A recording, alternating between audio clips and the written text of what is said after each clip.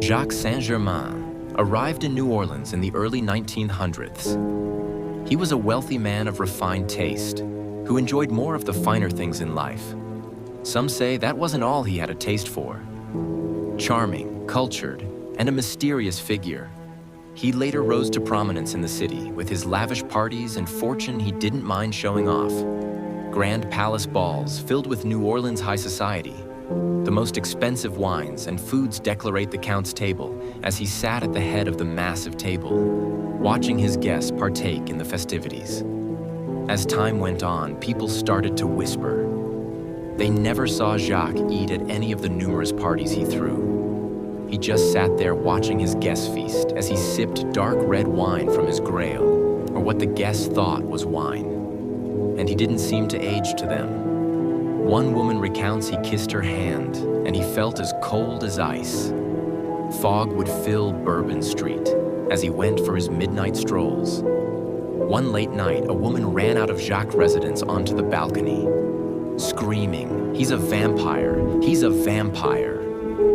Onlookers heard her cry, but it was too late.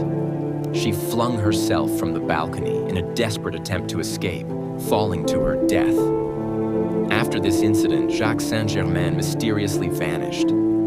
Authorities went looking deeper into Jacques' background and discovered something shocking.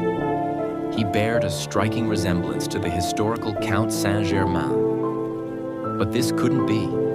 The Count was born in the 17th or early 18th century. That would make Jacques Saint-Germain 200 years old or more. Baffled by their findings, and with no known sighting of Jacques Saint-Germain, the case went cold. Time went on in New Orleans, and out of the shadows sprung a new culture, the vampire culture, with tales of tourists being stalked by pale, sharp teeth. People, some even all the way to the doorstep of their Airbnb.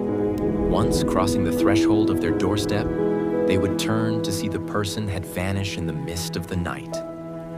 But out of all of these tales, one of a young, charming man, dressed in clothes from the early 1900s, with a top hat and a cape, strolling through the fog, sticks out amongst the many of folklore told in the Crescent City.